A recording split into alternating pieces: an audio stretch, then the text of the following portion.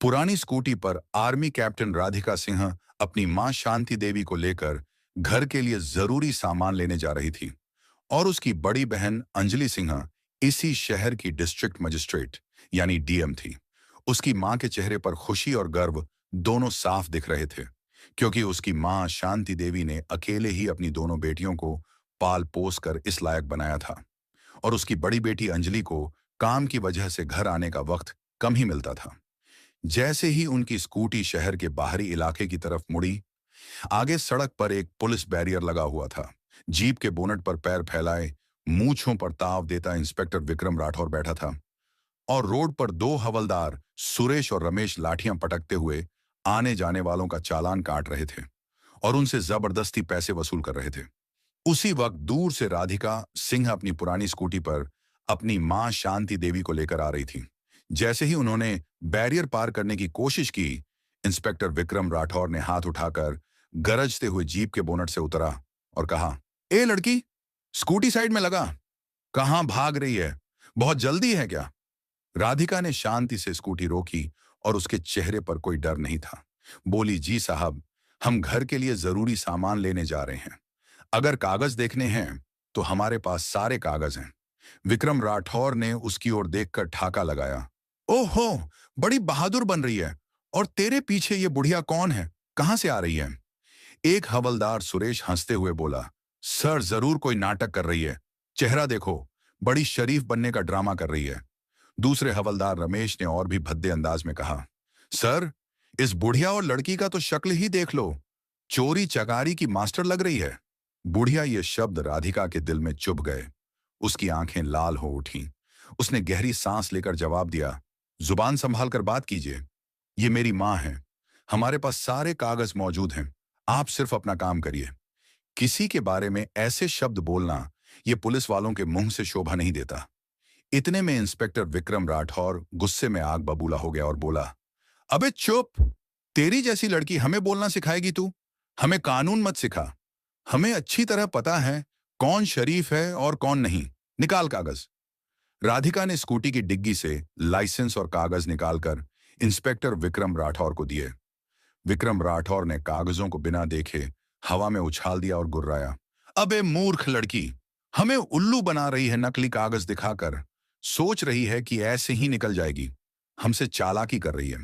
राधिका को गुस्सा आ गया और बोली, सर, हमारे चालान ही काट लीजिए। इस तरह से हमारे साथ बदतमीजी मत करिए। उसी वक्त से हमारा समय और दिमाग दोनों खराब किए हुए हैं। इससे अच्छा तो हमारा चालान ही काट लीजिए। हम चालान ही भर देंगे। इतना सुनते ही इंस्पेक्टर विक्रम राठौर आगे बढ़ा और बिना किसी झिझक के एक जोरदार थप्पड़ राधिका के चेहरे पर जड़ दिया। उसकी आवाज इतनी तेज थी कि पूरी सड़क पर सन्नाटा छा गया। राधिका का सिर झटक गया, आंखों में आंसू तैर गए। एक आर्मी ऑफिसर जिसने सीमा पर दुश्मनों की गोलियों का सामना किया था, आज अपने ही शहर में वर्दी पहने गुंडों के हाथों अपमानित हो रही थी। उसकी मां शांति देवी चीख पड़ी और आगे बढ़कर बोली, अरे मेरी बच्ची को क्यों मारा तुमने? अरे भगवान से तो डरो। विक्रम राठौर ने उन्हें धक्का देते हुए चिल्लाया, चुप बुढ़िया, ज्यादा बोलेगी तो तुझे भी ऐसे ही थप्पड़ मिल जाएगा। हवलदार सुरेश और रमेश दोनों शैतानी हंसी हंसते हुए बोले, हाँ हाँ, बड़ी तेज बन रही थी देखो। सारी तेजी निकल गई। अब राधिका का खून खौल उठा। उसका हाथ थप्पड़ का जवाब देने के लिए उठा, पर फिर वहीं रुक गया। वह जानती थी कि अगर उसने इन गुंडों पर हाथ उठाया तो मामला और बिगड़ जाएगा। उसकी आंखें अंगारों की तरह जल रही थीं, पर होंठ बंद थे।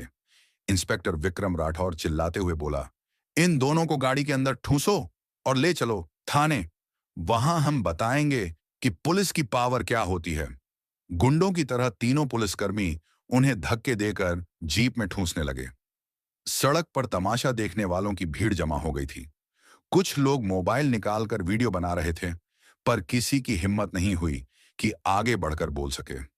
इसी भीड़ में एक नौजवान लड़का चुपचाप पूरी घटना रिकॉर्ड कर रहा था।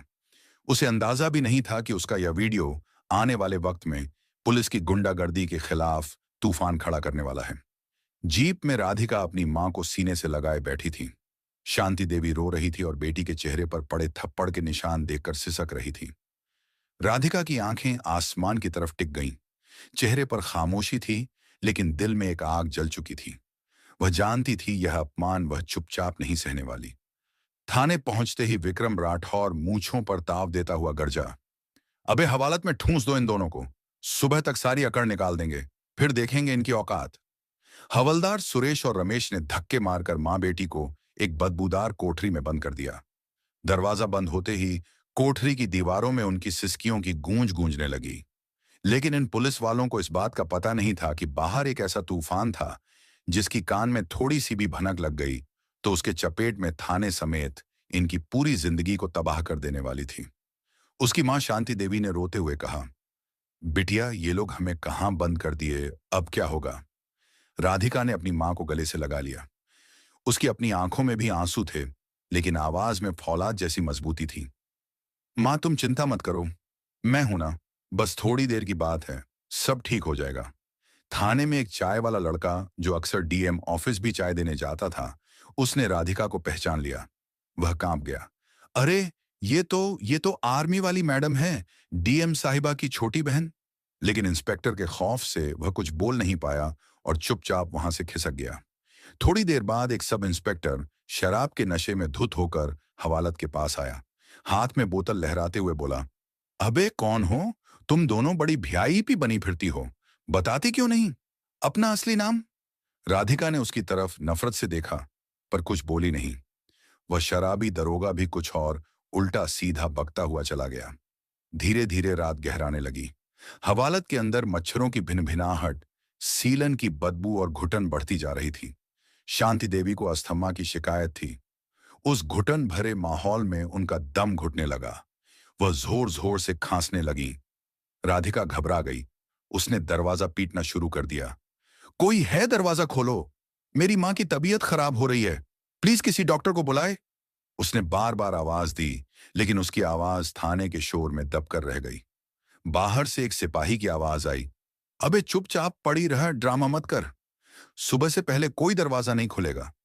पूरी रात राधिका अपनी मां का सिर गोद में रखे बैठी रही। वह अपनी मां की पीठ सहलाती रही, उन्हें हिम्मत देती रही। सुबह होते होते उसकी आंखें रोष और बेबसी से लाल हो चुकी थीं। अभी तक जिले के किसी भी बड़े अधिकारी को खबर नहीं थी कि एक आर्मी ऑफिसर और जिले की डीएम की मां एक अंधेरी कोठरी में कैद है। दूसरी तरफ जिला प्रशासन में हड़कंप मचना शुरू हो गया था। डीएम अंजलि सिंह सुबह से अपनी मां और बहन को फोन कर रही थी, लेकिन दोनों का फोन बंद आ रहा था। उन्होंने अपने ड्राइवर को घर भेजा तो पता चला कि वे सुबह से ही बाहर निकली हैं और लौटी नहीं।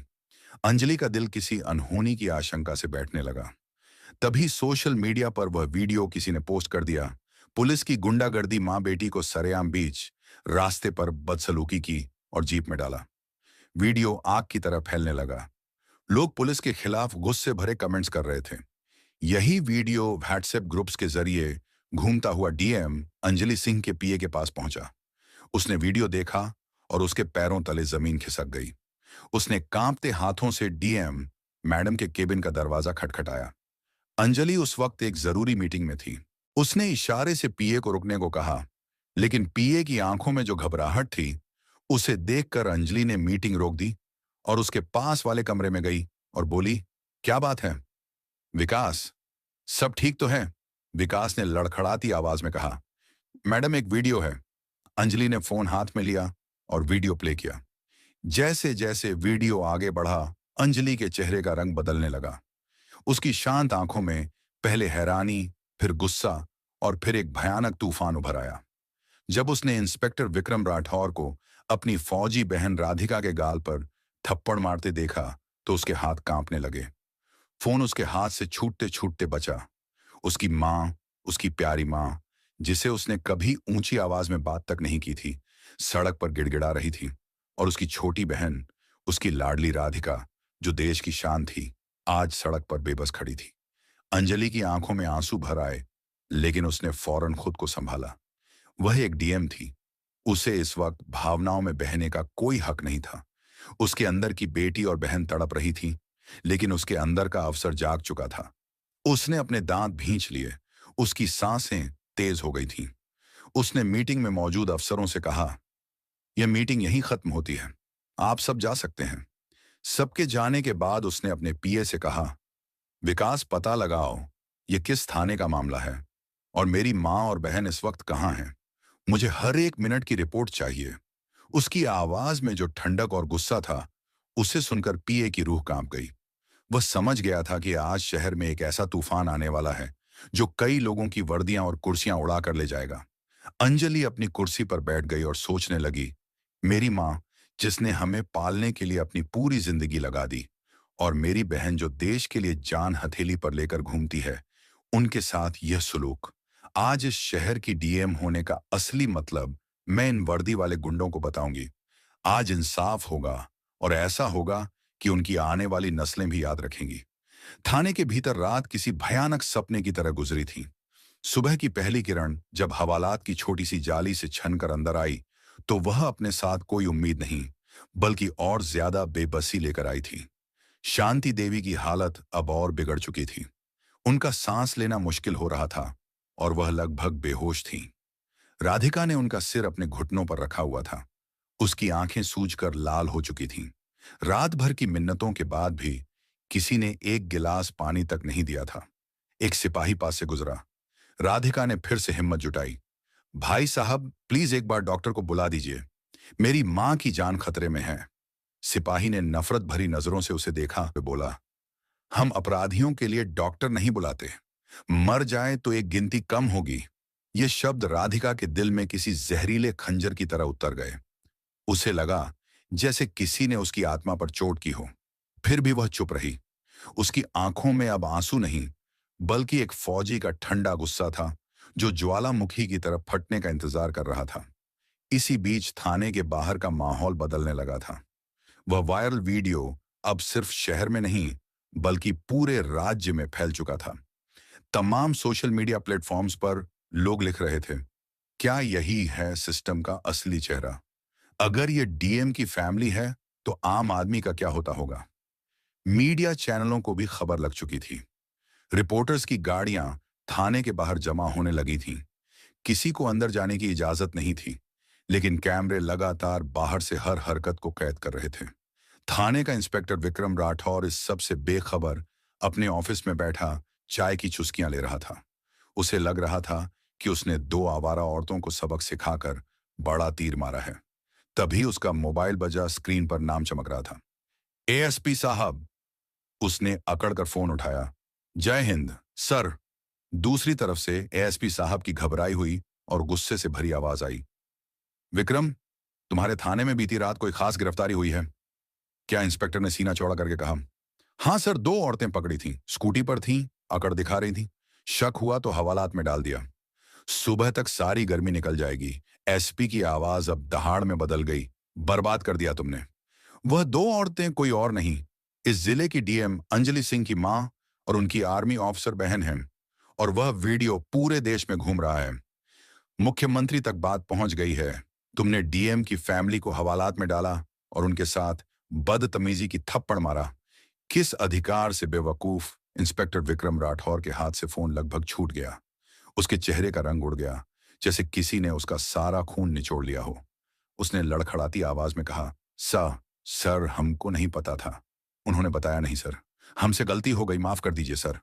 एएसपी ने चीखते हुए कहा, तुम्हें अब जवाब मुख्यमंत्री और चीफ सेक्रेटरी को देना पड़ेगा। अभी इसी वक्त उन्हें बाहर निकालो, और अगर उन्हें कुछ हुआ तो मैं तुम्हें जिंदा जमीन में गाड़ दूंगा। फोन कट चुका था। इंस्पेक्टर विक्रम राठौर की दुनिया घूम गई थी। वह पागलों की तरह अपनी कुर्सी से उठा और हवालात की तरफ भागा। चाबी लाओ, जल्दी खोलो दरवाजा। सिपाही दौड़ा दौड़ा चाबी लेकर आया। दरवाजा खोला गया।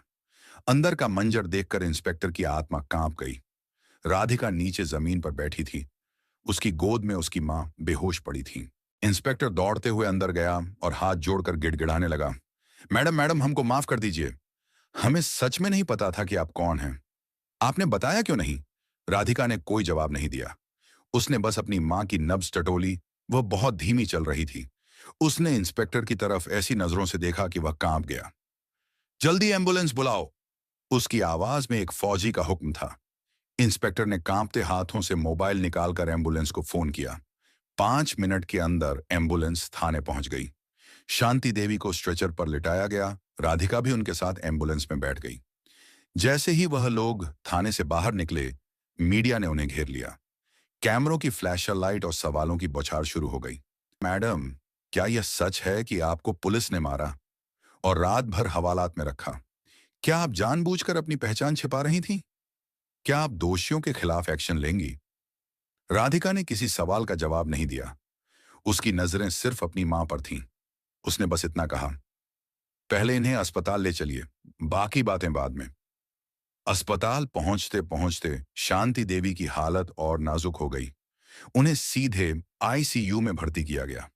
डॉक्टर ने बताया कि उन्हें घुटन और मानसिक आघात की वजह से सीवियर अस्थमा अटैक आया है। उनकी उम्र को देखते हुए स्थिति चिंताजनक है। ये सुनकर अब तक पत्थर बनी हुई राधिका टूट गई। वह अस्पताल के कॉरिडोर में एक बेंच पर बैठकर अपने आंसू रोकने की नाकाम कोशिश कर रही थी। तभी वहां डीएम अंजलि सिंह पहुंची। उसने अपनी बहन को इस हालत में देखा तो दौड़कर उसे गले से लगा लिया। दोनों बहनें एक दूसरे से लिपट कर रो पड़ी। दी राधिका, ये सब कैसे हुआ? तूने मुझे फोन क्यों नहीं किया? अंजलि ने सिसकते हुए पूछा। राधिका ने रोते हुए कहा, दीदी, उन्होंने हमारा फोन छीन लिया था। और मां दीदी, मां को कुछ हो गया तो मैं खुद को कभी माफ नहीं कर पाऊंगी। अंजलि ने अपनी बहन के आंसू पोंछे।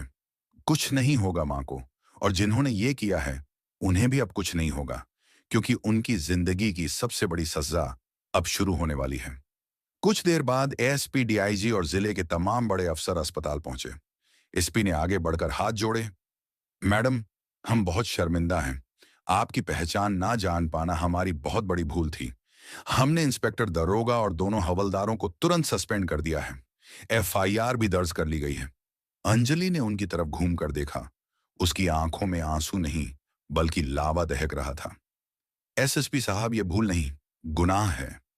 और पहचान जानकर इज्जत देना अगर आपके सिस्टम की आदत है, तो ये सिस्टम नहीं, गुलामी है। मेरी बहन ने अपनी पहचान इसलिए नहीं बताई थी ताकि वो देख सके कि आप लोग एक आम इंसान के साथ क्या करते हैं। और आज वो देख लिया।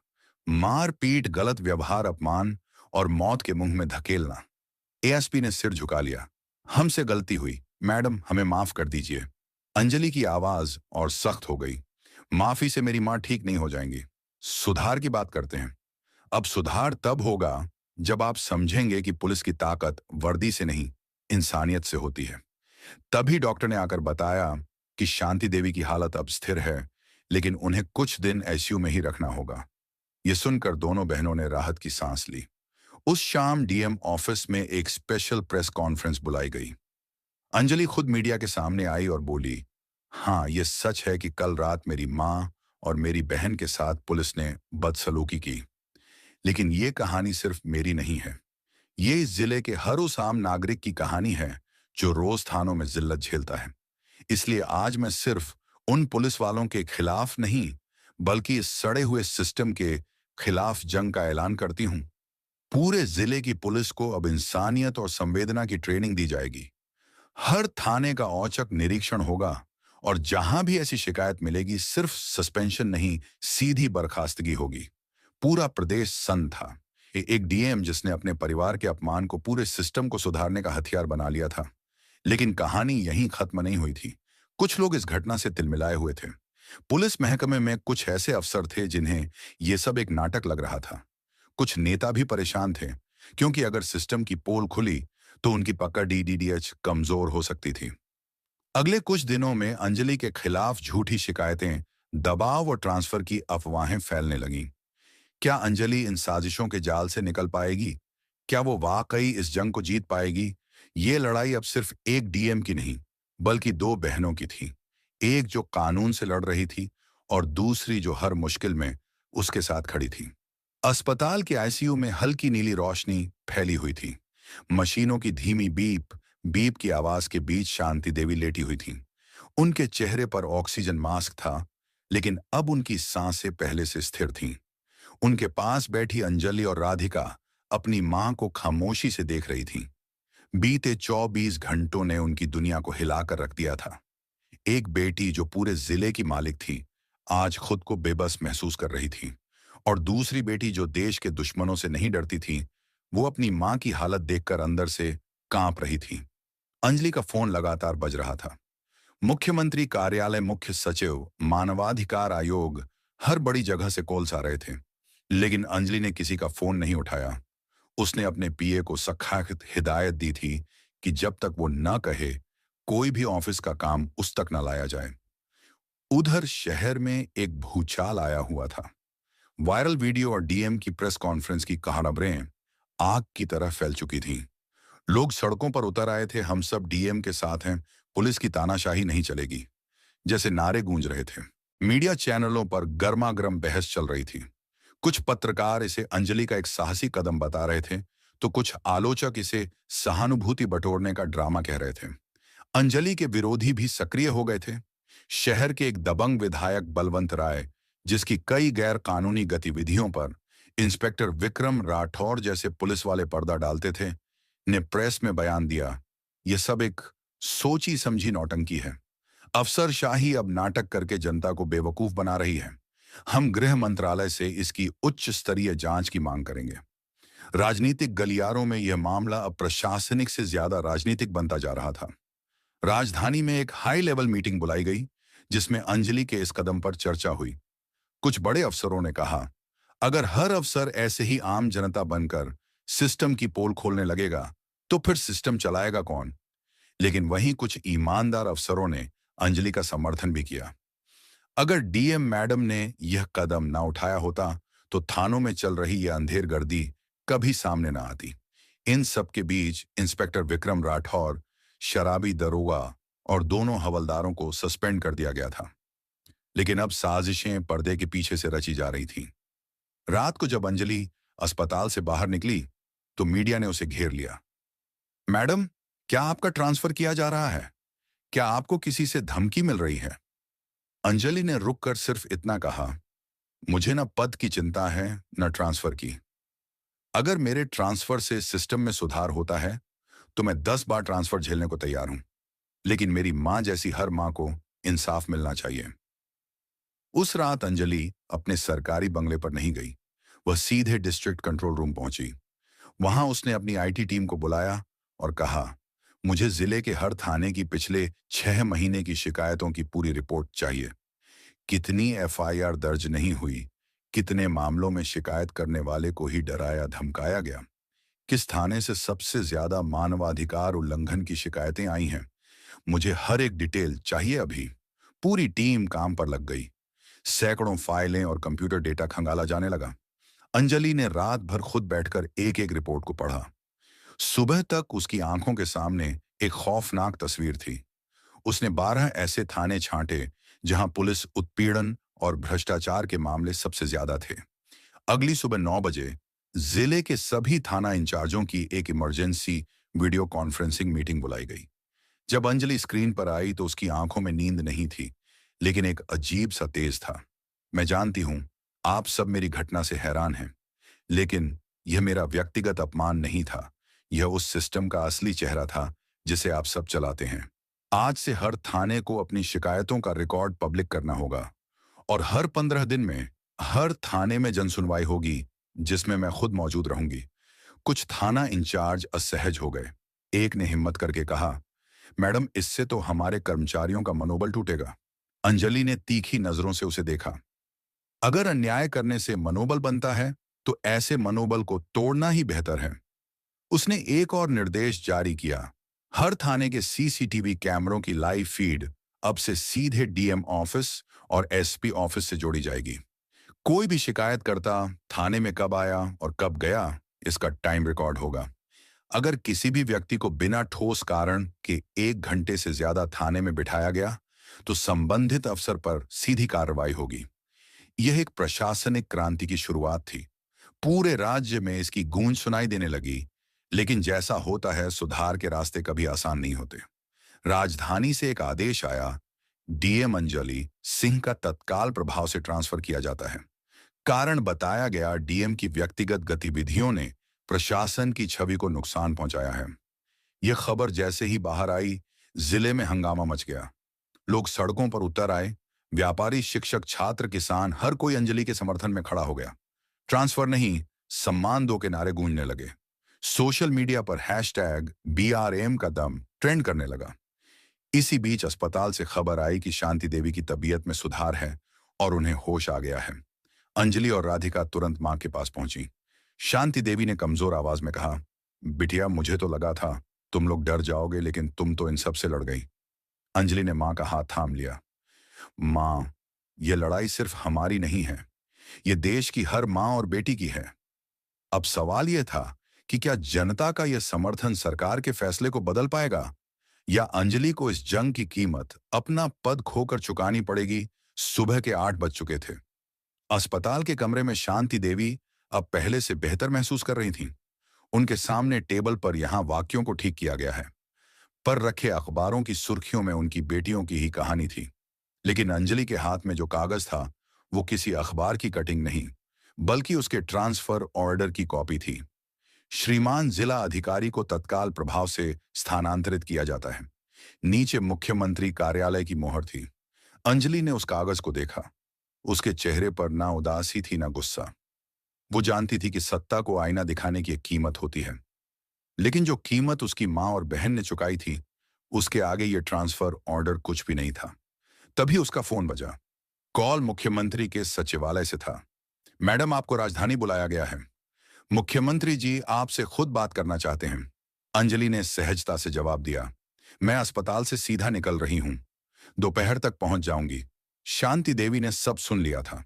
उन्होंने बेटी का हाथ पकड़कर कहा, बेटा, तूने जो किया है उस पर मुझे गर्व है। तेरी चुप्पी ने इन बाहरों को आवाज सुनाई है।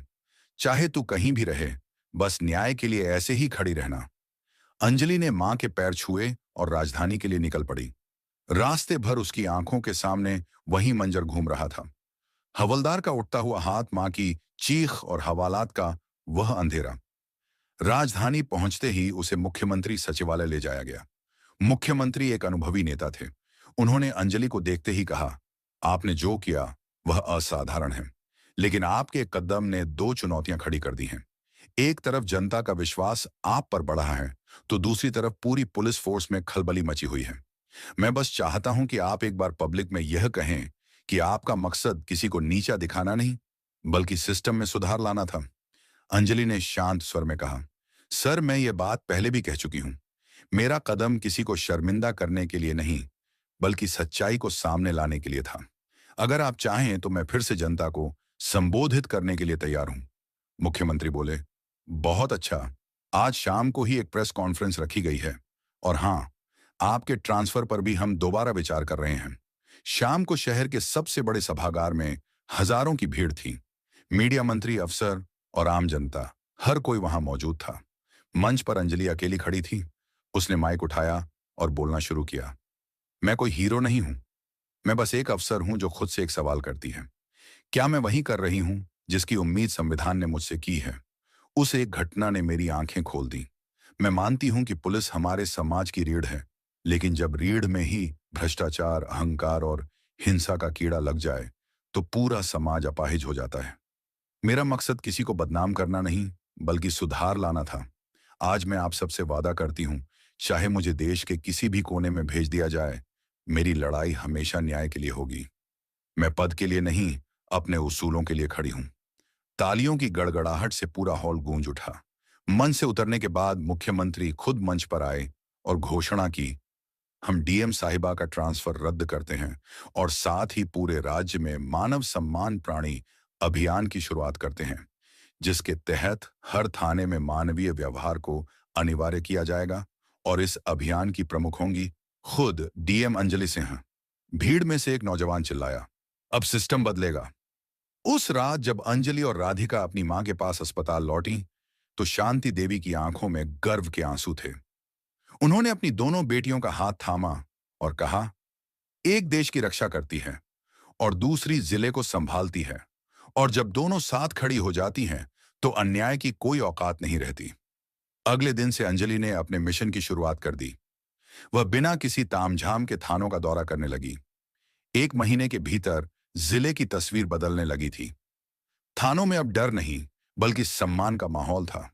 सिपाही लोगों से मुस्कुराकर बात करने लगे थे, और शांति देवी, जो कभी एक हवालात में बेहोश पड़ी थीं, आज गर्व से सबको बताती थीं कि उनकी बेटियां सिर्फ अफसर नहीं, बल्कि इंसाफ की वह मशाल हैं जो अंधेरे को चीरना जानती हैं। कहानी यहां खत्म होती है, लेकिन एक मजबूत सीख के साथ। अगर आप सच्चाई के रास्ते पर अकेले भी खड़े हैं, तो याद रखिए, आपकी एक चिंगारी पूरी व्यवस्था में लगी आग को बुझाने की ताकत रखती है। जीत हमेशा सच की होती है।